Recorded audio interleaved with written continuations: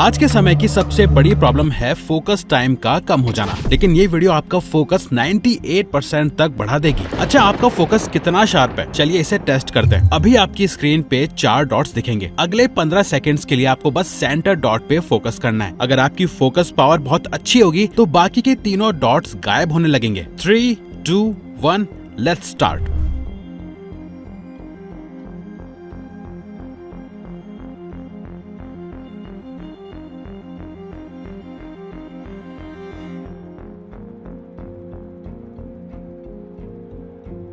तो कितने डॉट्स गायब हुए? अगर सारे डॉट्स गायब हो गए थे तो कंग्रेचुलेशंस, आपका फोकस लेवल ऑलरेडी बहुत अच्छा है। पर अगर 2 डॉट्स या तीनों ही डॉट्स गायब नहीं हुए तो आपका फोकस बहुत खराब हो चुका है। पर टेंशन मत लो, आप अकेले नहीं हो। आज के टाइम में ये प्रॉब्लम सबको है, स्टूडेंट्स को, प्रोफेशनल्स को और एंटरप्रेन्योर्स को भी।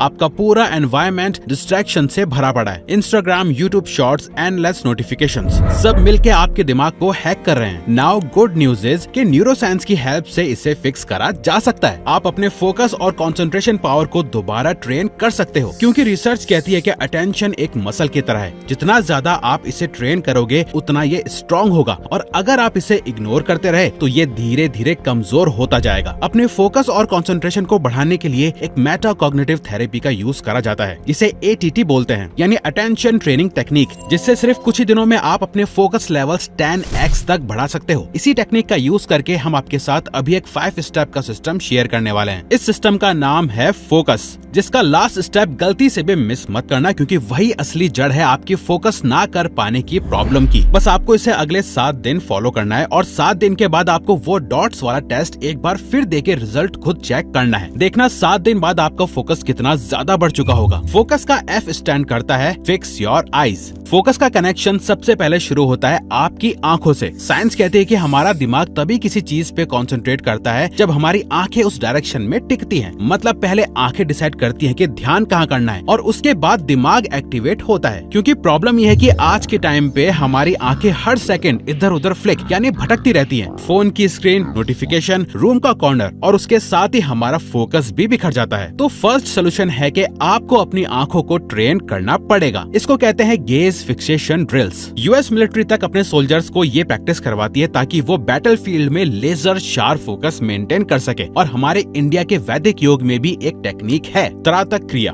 जिसमें लोग एक दिए की ज्योत को कंटिन्यूअसली देखते हैं बिना पलक झपकाए, जिससे उनका फोकस शार्प होता है। अब आप सोच रहे होंगे कि इससे होता क्या है। रिसर्च कहती है कि जो लोग हाई कंसंट्रेशन में होते हैं वो 1 मिनट में सिर्फ 7 बार पलके झपकाते हैं, और जो लोग इजीली डिस्ट्रैक्टेड होते हैं वो 1 मिनट में 20 बार पलके झपकाते हैं। यानी आंखों को कंट्रोल करना ही फोकस की असली की है। प्रैक्टिकली इसे करना बहुत आसान है। रोज 90 सेकंड्स के लिए एक ऑब्जेक्ट या कोई भी चीज चूज करो, एक कैंडल फ्लेम या फिर एक डॉट वॉल पे। बस उसको कॉन्टिन्यूअसली देखना है। पलक झपका सकते हो, लेकिन आंखों को इधर उधर नहीं ले जाना। सिर्फ 7 दिन में आप खुद नोटिस करोगे कि आपका फोकस 30 to 40% बेटर हो गया है। नाउ फोकस का O स्टैंड करता है ऑक्सीजनेट। जब भी आप कोई काम, टास्क या स्टडी करने बैठते हो, आपको ये फीलिंग आती है, अरे यार मन नहीं कर रहा, फोकस नहीं हो रहा, दिमाग काम नहीं कर रहा, एनर्जी भी लो फील होती है, नींद आने लगती है। ऐसे टाइम पर लोग कॉफी, चाय या कुछ ऐसा पीते हैं जो उनकी फोकस बैटरी को एकदम से रिचार्ज कर दे। और ऐसी अगर कोई चीज है तो वो है सिंपल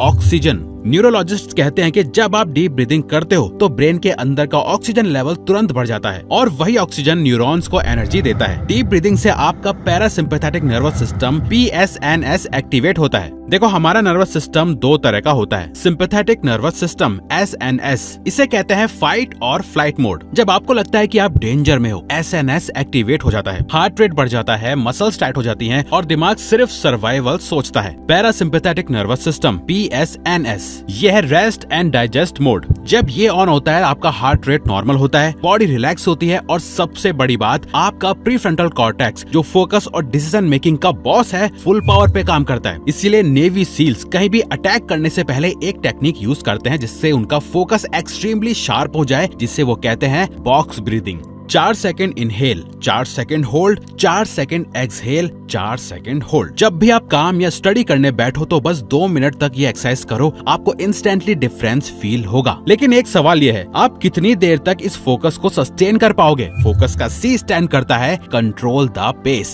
आपने कभी नोटिस किया है, जिम में कोई बिगिनर डायरेक्ट 100 kg डेडलिफ्ट उठाने लगे तो क्या होगा? 2 दिन में उसकी कमर टूट जाएगी। पर अगर वही इंसान छोटे वेट से शुरू करे, धीरे धीरे लोड बढ़ाए, तो बॉडी अडेप्ट करती है। फोकस भी बिल्कुल ऐसा ही होता है। प्रॉब्लम यह है कि जब हम पढ़ने या काम करने बैठते हैं तो एक्सपेक्टेशन होती है एकदम से 2 घंटे फोकस कर लूंगा, और यही सबसे बड़ी गलती है जो हम सब करते हैं। हम एक्सपेक्ट करते हैं कि हमारा दिमाग एक मशीन है जो कॉन्टिन्यूअसली फोकस कर सकता है, लेकिन सच तो यह है कि हमारा ब्रेन भी एक रिदम फॉलो करता है। स्लीप रिसर्चर नेथनाएल क्लाइटमैन ने एक साइकिल डिस्कवर किया था जिसे कहते हैं बेसिक रेस्ट एक्टिविटी साइकिल। मतलब दिन के वक्त भी हमारे ब्रेन के फोकस और एनर्जी लेवल्स एक 90 मिनट वेव में आते हैं। इसे अल्ट्राडायन साइकिल बोलते हैं। जैसे हमारी स्लीप साइकिल होती है, वैसे ही ये हमारी अटेंशन साइकिल है। इसे एक समंदर की तरह सोचो। पहले वेव ऊपर आती है, आपका फोकस शार्प होता है, फिर धीरे धीरे नीचे गिरता है। अगर आप इस नेचुरल वेव को समझ के काम करते हो तो प्रोडक्टिविटी एफर्टलेस हो जाएगी। एक न्यूरो साइंटिस्ट की स्टडी में ये प्रूव हुआ कि शुरुआत में अगर आप सिर्फ 10-15 मिनट का डीप फोकस स्प्रिंट करते हो तो आपके ब्रेन के अंदर एसिटाइलकोलिन और नोरेपिनेफ्रिन रिलीज होते हैं जो अटेंशन को फ्यूल करते हैं, और जैसे जैसे आप टाइम बढ़ाते हो ये केमिकल्स ज्यादा इफेक्टिवली काम करते हैं। इसीलिए सबसे बड़ा हैक है 90 मिनट्स का डीप वर्क या स्टडी, फिर 15-20 मिनट का ब्रेक।